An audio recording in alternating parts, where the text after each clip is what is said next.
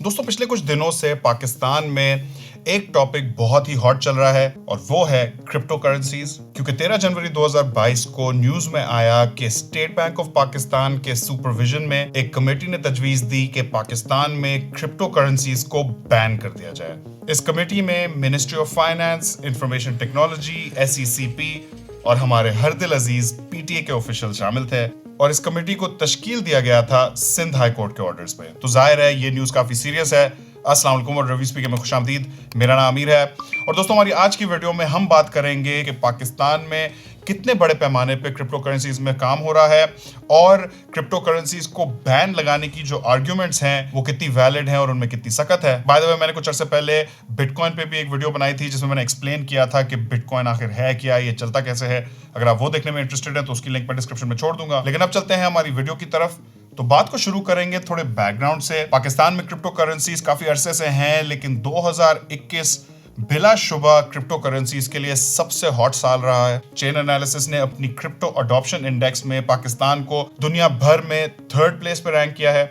First place पे Vietnam और 2nd place पे इंडिया के बाद। ये क्रिप्टो अडॉप्शन इंडेक्स हमें बताती है कि कौन से मुल्क कितनी तेजी से क्रिप्टो में इन्वॉल्व हो रहे हैं और क्रिप्टो को अडॉप्ट कर रहे हैं। इस रिपोर्ट की भी लिंक मैं नीचे डिस्क्रिप्शन में छोड़ दूंगा। और इसी रिपोर्ट में इन्होंने एक और बहुत ही इंटरेस्टिंग फैक्ट शेयर किया है और वो ये है कि 2020 और 21 के दरमियान पाकिस्तान में तकरीबन $20 बिलियन के ट्रांजैक्शंस किए गए हैं। $20 बिलियन।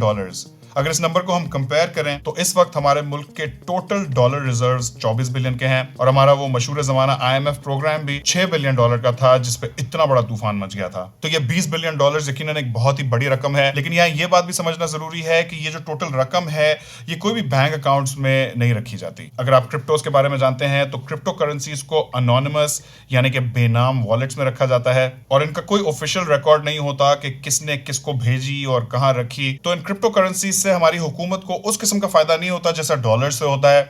जब हम डॉलर्स रिसीव करते हैं तो वो ऑफिशियल बैंकिंग चैनल से SBP के थ्रू होते हुए हमारे पास आते हैं, जबकि क्रिप्टो करेंसीज बिल्कुल अनोनिमस किस्म के ट्रांजैक्शंस हैं। लेकिन आपको ये $20 बिलियन का नंबर बताने का मकसद ये था कि आपको अंदाजा हो सके कि पाकिस्तान में क्रिप्टो करेंसीज पे कितना ज्यादा काम हो रहा है। हमारे प्यारे वकार ज़का भाई भी प्रो मैक्स लेवल पे क्रिप्टोज पे काम कर रहे हैं।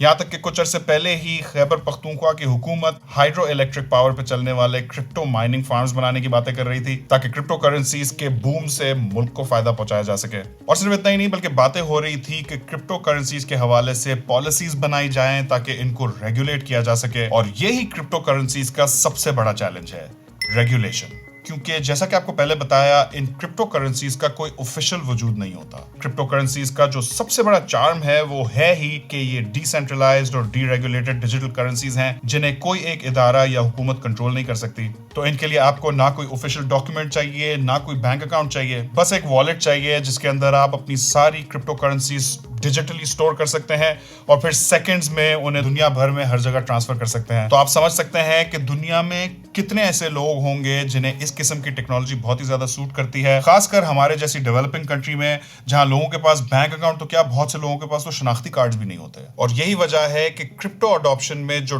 टॉप 7 ममालिक हैं वो लेसर डेवलप्ड या डेवलपिंग कंट्रीज हैं। लेकिन जाहिर है इस टेक्नोलॉजी के जहां फायदे हैं वहां बहुत बड़े रिस्क भी हैं। एक तो यह है कि क्योंकि ये अनऑफिशियल और अनरेगुलेटेड है, बहुत ही जरूरी है किसी भी रियासत के लिए कि इसके इर्द गिर्द कवानीन बनाए ताकि आम आदमी को और पूरे सिस्टम को प्रोटेक्ट किया जा सके। क्योंकि क्रिप्टोज के अनऑफिशियल और बेनाम स्टेटस से जन्म ले सकती हैं क्रिमिनल एक्टिविटीज। इनफैक्ट ज्यादातर लोग जो क्रिप्टोज के खिलाफ आर्गुमेंट देते हैं उनकी आर्गुमेंट ही ये होती है कि क्रिप्टोज से क्रिमिनल एक्टिविटीज जन्म लेती हैं, मनी लॉन्ड्रिंग और टेररिस्ट फाइनेंसिंग हो सकती है और अगर हमने इन्हें बैन ना किया तो हमारी पूरी इकोनॉमी तबाह हो जाएगी। लेकिन यहाँ मैं आपके साथ कुछ इंटरेस्टिंग फैक्ट्स शेयर करना चाहता हूँ। फोर्ब्स के मुताबिक, और फोर्ब्स दुनिया भर में बहुत ही क्रेडिबल आउटलेट माना जाता है, उन्होंने चेन एनालिसिस की रिपोर्ट को कोट करके बताया है कि 2019 में दुनिया भर में क्रिमिनल एक्टिविटी में टोटल क्रिप्टो ट्रांजैक्शंस का सिर्फ 2.1% इस्तेमाल हुआ और ये नंबर 2020 में 0.34% पे आ गया, जो कि तकरीबन $10 बिलियन की रकम बनती है। इसके कंपैरिजन में UN के मुताबिक दुनिया भर में सालाना 1.5 से 4 ट्रिलियन डॉलर की टोटल क्रिमिनल एक्टिविटी होती है,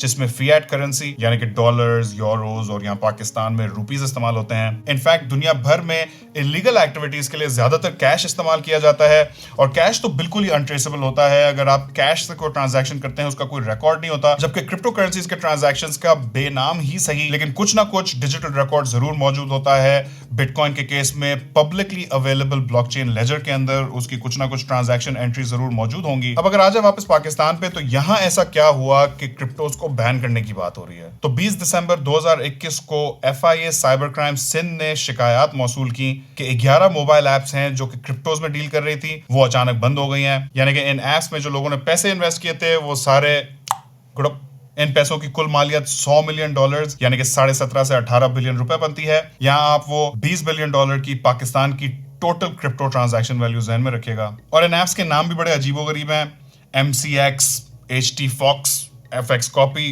Okimini और फिर कुछ सीरियल नंबर जैसे नाम हैं और आखिर में है टास्क टॉक। और ये सारी एप्स बाइनेंस का एक्सचेंज नेटवर्क इस्तेमाल कर रही थी क्रिप्टो ट्रांजैक्शंस करने के लिए। जैसे करेंसी के लिए करेंसी एक्सचेंजेस होती हैं, स्टॉक्स के लिए स्टॉक एक्सचेंजेस होती हैं, वैसे ही क्रिप्टोस को ट्रेड करने के लिए भी आपको एक एक्सचेंज की जरूरत पड़ती है।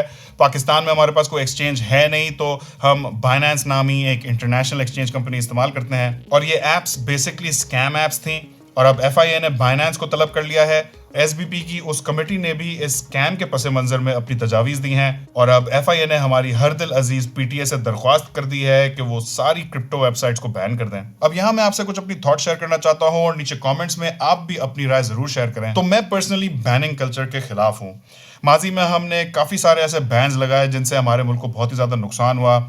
हमने इस मुल्क में YouTube को बैन किया, काफ़ी साल YouTube बंद रही, हमारे सारे इन्फ्लुएंसर्स पीछे रह गए और आज तक हम अपने हमसाय मुल्क से कैचअप करने की कोशिश कर रहे हैं। वो लोग बहुत आगे निकल चुके हैं क्योंकि हमारे यहाँ वो कभी डेवलप ही नहीं हुई। कुछ अर्से पहले हमने टिकटॉक पे बैन लगाया था, अब वो बैन खुला। यहाँ तक कि हमने PUBG पे भी बैन लगा दिया था कि भाई हमारे बच्चे गुमराह हो जाएंगे। अब यहाँ कह रहे हैं कि क्रिप्टो करेंसी से मनी लॉन्ड्रिंग हो जाएगी, तो मनी लॉन्ड्रिंग तो बहुत बड़े पैमाने पे कैश से होती थी। हमने कभी कैश पे तो बैन नहीं लगाया, हमने उसको रेगुलेट किया। और $100 मिलियन का ये स्कैम अगर आप $20 बिलियन के पस मंजर में देखते हैं तो ये रकम टोटल 0.5% की रकम बनती है, जिसका मतलब है कि जो vast majority of crypto currency transactions Pakistan में हो रहे हैं उनके हमारे पास कोई प्रूफ नहीं है कि वो इलीगल एक्टिविटीज के लिए होते हैं। और इस बैनिंग कल्चर से हम दुनिया के सामने भी बहुत इमेच्योर लगते हैं, दूसरे मुल्क हमारा मजाक उड़ाते हैं।